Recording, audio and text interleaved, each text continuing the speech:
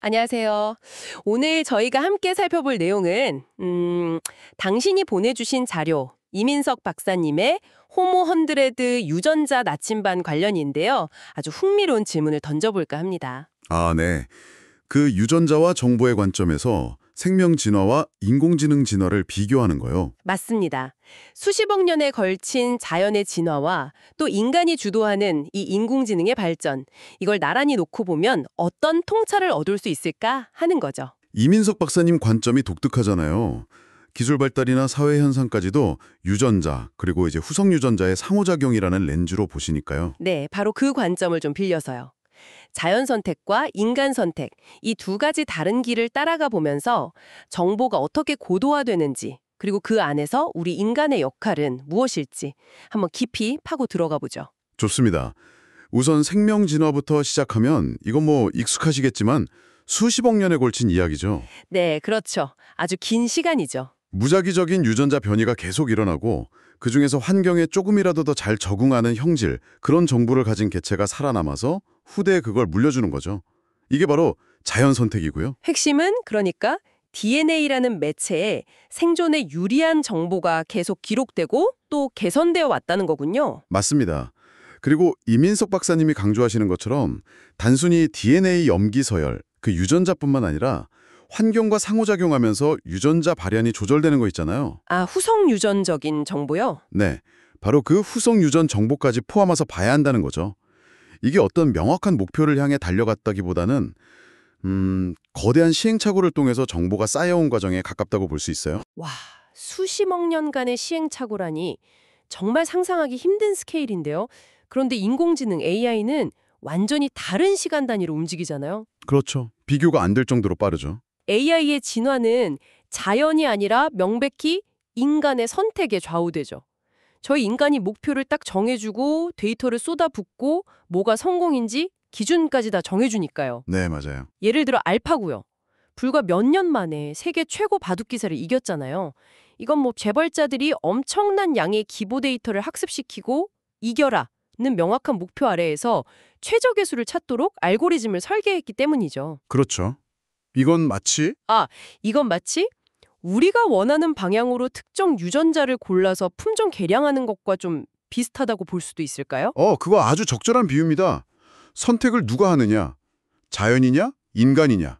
그리고 그 속도는 엄청나게 다르지만요. 네네. 이민석 박사님의 관점에서 보면 그 본질은 놀라울 정도로 비슷하다는 거예요.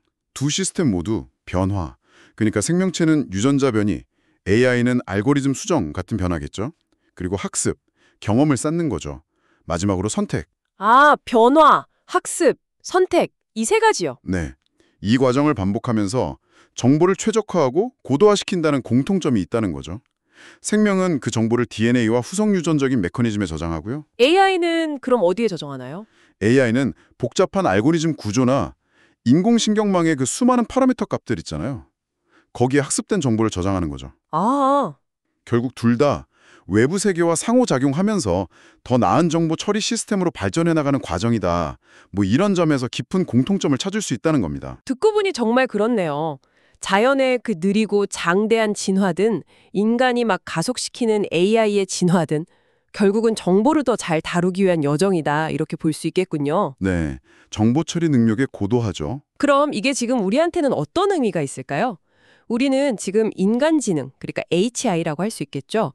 이 HI와 AI가 동시에 어쩌면 서로 영향을 주고 받으면서 같이 발전하는 시대를 살고 있잖아요. 맞아요. 아주 중요한 시점이죠. 한편에서는 유전자 편집 기술 같은 걸로 우리 스스로의 진화에 직접 개입하려는 시도도 있고요. 다른 한편에서는 AI가 스스로 학습 방법을 터득하는 수준, 뭐랄까 메타러닝이라고 하죠. 네, AI가 어떻게 배울지 자체를 배우는 거죠. 그런 단계까지 나아가고 있으니 정말 복잡한 시대네요. 바로 그 지점이 중요합니다. 이민석 박사님도 이런 시대에 우리 인간이 뭘 해야 할까 많이 고민하시는 것 같아요. 자료에서도 몇 가지 방향을 제시하고 있더라고요. 어떤 것들이죠? 첫째는 AI를 그냥 우리가 쓰는 도구 정도로만 볼 게 아니라 스스로 학습하고 때로는 예측 불가능하게 행동할 수도 있는 일종의 행위자, 에이전트로 바라보는 인식의 전환이 필요하다는 거고요. 행위자요. 아, 단순 도구가 아니라 네, 둘째는 AI랑 누가 더 빠르냐, 누가 더 똑똑하냐 이런 경쟁 구도로 가기보다는요. 창의성이나 공감 능력 혹은 복잡한 윤리적 판단처럼 우리 인간만이 가진 고유한 강점이 있잖아요.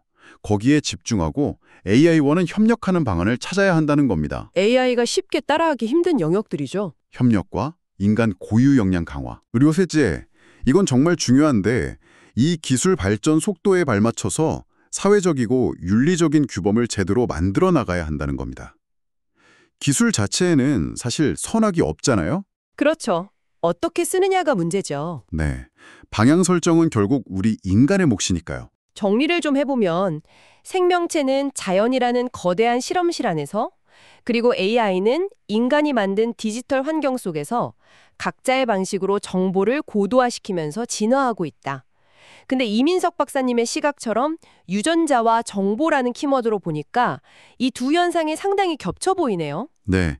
본질적인 메커니즘에서 유사성이 있다는 거죠. 결국 중요한 건 이 과정에서 우리가 AI를 어떻게 파트너로 받아들일지, 또 우리 인간 고유의 역량을 어떻게 더 키워나갈지, 그리고 어떤 윤리적인 나침반을 가지고 이 기술 발전을 이끌어갈 것인가, 이런 질문들인 것 같습니다. 정확합니다. 오늘 나눈 이야기에서 한 걸음만 더 나아가서요. 마지막으로 이런 질문을 한번 던져드리고 싶어요.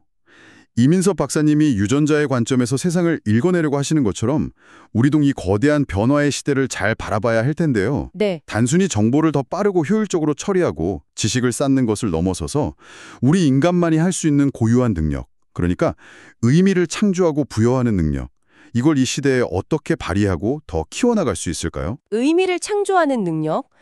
정말 깊은 질문이네요. 네, 이 질문을 한번 마음속에 품고 곱씹어 보시면 어떨까 싶습니다. 오늘 이 흥미로운 탐색에 함께해 주셔서 정말 감사합니다. 다음에도 깊이 있는 이야기로 찾아뵙겠습니다.